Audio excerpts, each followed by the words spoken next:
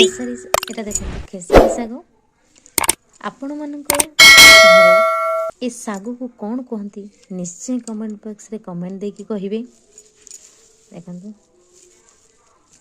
आम पटे तो खेसारी साग कहती तो आपण को आड़े कौन कहती सेटा तो आपण ही जानवे आउ निश्चय मते कहिबे।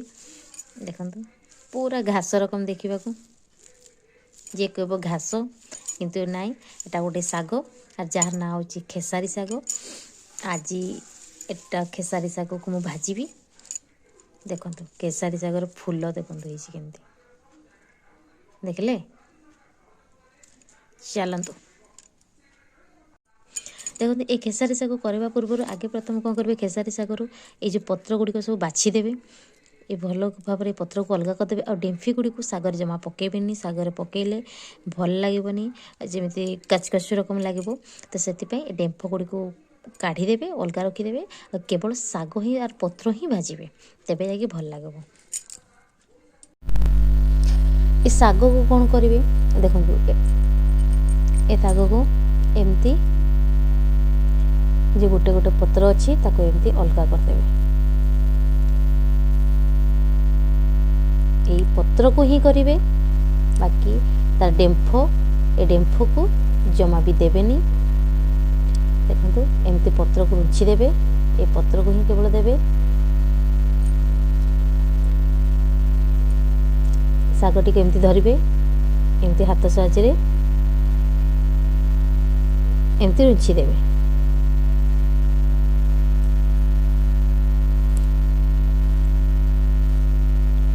आ डेम्फ को एको अलग ही रखिदेवे। देखो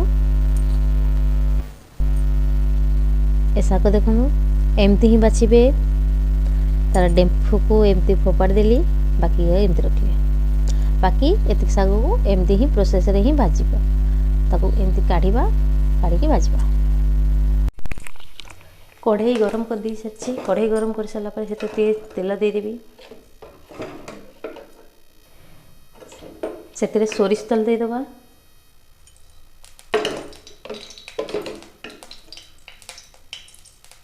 सोरिष तेल मुझे 2 चामच 2 बड़ चामच 2 बड़ चामच नेली तेल गरम होगा पर लंका पकेबा से तेल गरम हो सारा से शुखला लंका देदेवी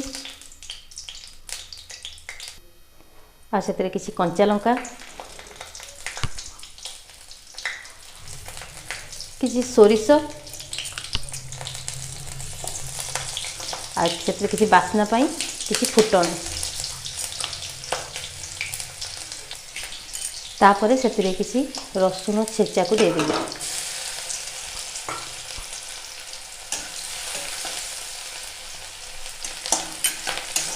रसुण हल्का लाल हो सारा पूरा कला करेंगे न रसुण पोड़ पोड़ा पोड़ा बासब से रसुण टे हल्का लाल है पूजा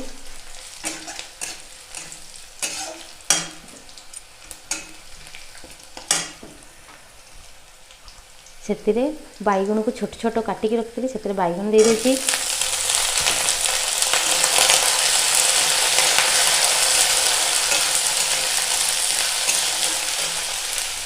बैगण को लो फ्लेम रे मिनिमम 2 मिनट पर्यंत भाजवा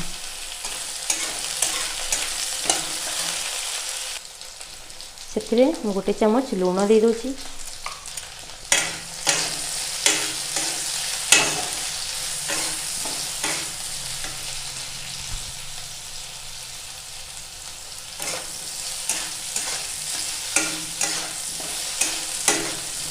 तल उपर करते भल भाव बैगण को 2 मिनट पर्यंत भाजी सारे एवं से कौन कर काटिकी रखा खेसारी साग को से पकईदेवी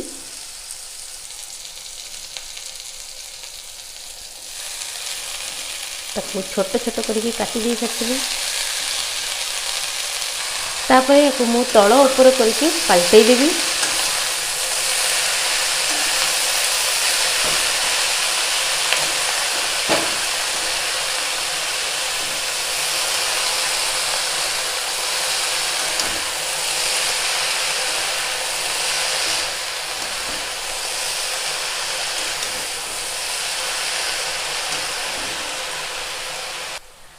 ଶାଗକୁ ଦେଖନ୍ତୁ ଭଲ ଭାବରେ ପାଲଟି ଦେଇଛି। ଏବେ ତାକୁ लो फ्लेम्रे କିଛି ସମୟ ସିଝିବା ପାଇଁ ଛାଡ଼ିଦେବି।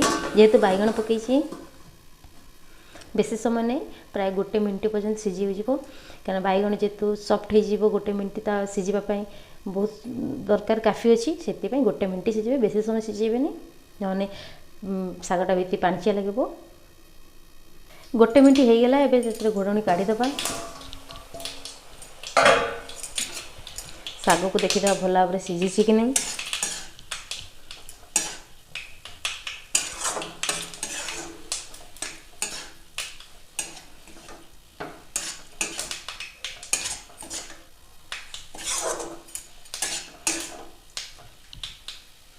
ଦେଖନ୍ତୁ ବାଇଗଣ ବି ଭଲ ଭାବରେ ସିଝି ସାରିଲାଣି।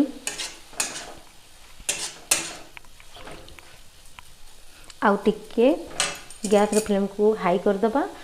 ଶାଗରେ ଥିବା ଏକ୍ସଟ୍ରା ପାଣିଟାକୁ ଯେମିତି ମରିଯିବ।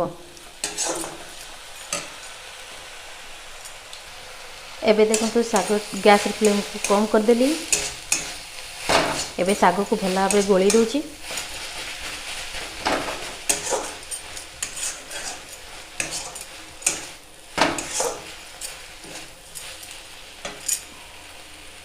ଶାଗ ପୁରା କମ୍ପ୍ଲିଟ୍ ହେଇସାରିଲାଣି। ଏବେ ଗ୍ୟାସ୍ଟାକୁ ଅଫ୍ କରିଦେବା। ଦେଖନ୍ତୁ ଶାଗ କେତେ ଭଲ ଭାବରେ ସିଝି ଯାଇଛି।